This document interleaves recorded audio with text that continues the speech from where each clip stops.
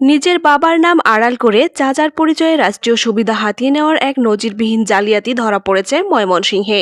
জন্মদাতা বাবাকে বাদ দিয়ে মুক্তিযোদ্ধা চাচাকে বাবা সাজিয়ে সরকারি চাকরিতে যোগ দিয়েছেন পানি উন্নয়ন বোর্ডের সার্ভেয়ার মোহাম্মদ বেলাল হোসেন। তিনি নৈতিকতা আর আইনের তোয়াক্কা না করে বছরের পর বছর ধরে মুক্তিযোদ্ধা কোটার অপব্যবহার করে আসা এই কর্মকর্তার প্রতারণার জাল এখন প্রশাসনের তদন্তে উঠে আসছে। নিজের অস্তিত্ব আর পরিচয় বদলে দেওয়ায় এর অবিশ্বাস্য গল্প কেবল একজন ব্যক্তির অপরাধ নয়, বরং রাষ্ট্রের প্রাতিষ্ঠানিক নজরদারির দুর্বলতাকেও চোখে আঙ্গুল দিয়ে দেখিয়ে দিচ্ছে। জানা গেছে, বেলাল হোসেন ছোটবেলা থেকে চাচা আবুল কালাম আজাদের বাসায় থেকে পড়াশোনা করতেন। এসএসসি পরীক্ষার রেজিস্ট্রেশনের সময় নিজের বাবা মোহাম্মদ গফুর মণ্ডলের নাম বাদ দিয়ে মুক্তিযোদ্ধা চাচা আবুল কালাম আজাদকে সরকারি নথিতে বাবা হিসেবে দেখান তিনি। পরবর্তীতে এই তথ্য ব্যবহার করে অবৈধভাবে মুক্তিযোদ্ধা কোঠায় চাকরি নেন।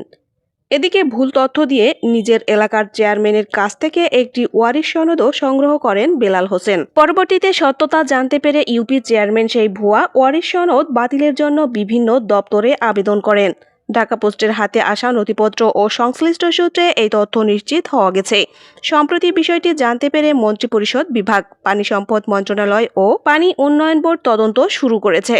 অনুসন্ধানে জানা গেছে, মানিকগঞ্জ জেলার দৌলতপুর উপজেলার চরকাটারি এলাকার বাসিন্দা বেলাল হোসেন কাগজে কলমে মুক্তিযোদ্ধা মোহাম্মদ আবুল কালাম আজাদকে বাবা দেখিয়ে মুক্তিযোদ্ধা কোঠায় চাকরি নেন। অথচ ওয়ারিশ সনদ, স্থানীয় সরকারের নথি ও পারিবারিক তথ্য অনুযায়ী তার জৈবিক পিতা মোহাম্মদ গফুর মণ্ডল। মন্ত্রিপরিষদ বিভাগ থেকে বিষয়টি পানি সম্পদ মন্ত্রণালয়ে পাঠানো হলে সেখান থেকে পানি উন্নয়ন বোর্ডের মহাপরিচালকের তদন্তের নির্দেশ দেওয়া হয়েছে। সংশ্লিষ্ট নথিতে অভিযুক্তের বিরুদ্ধে ভুয়া পরিচয় গ্রহণ, কোটার অপব্যবহার ও সরকারি অর্থ আত্মসাতের অভিযোগ বিস্তারিতভাবে উল্লেখ রয়েছে। অভিযোগে রয়েছে, বিগত আওয়ামী লীগ সরকারের আমলে বেলাল হোসেন প্রভাবশালী মহলের ঘনিষ্ঠ হওয়ায় কেউ এ বিষয়ে মুখ খোলার সাহস পাননি। 2024 সালের রাজনৈতিক পট পরিবর্তনের পর বিষয়টি প্রকাশ্যে আসে। সংশ্লিষ্টরা বলছেন, মিথ্যা তথ্য দিয়ে এভাবে চাকরি নেওয়া শুধু শাস্তিযোগ্য অপরাধী নয়, এটি একটি চরম নৈতিক অধঃপতন। একজন ব্যক্তি যদি নিজের বাবার পরিচয় আড়াল করে অবৈধ সুবিধা নিতে পারে, তবে তার কর্মজীবনের সততা ও নাগরিক সেবায় বিষয়টি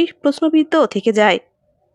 এতক্ষণ সাথে থাকার জন্য ধন্যবাদ। অনুরোধ থাকবে, চ্যানেলটি সাবস্ক্রাইব করে বেল আইকনে ক্লিক করুন এবং মতামত কমেন্টে জানাতে ভুলবেন না। আল্লাহ হাফেজ।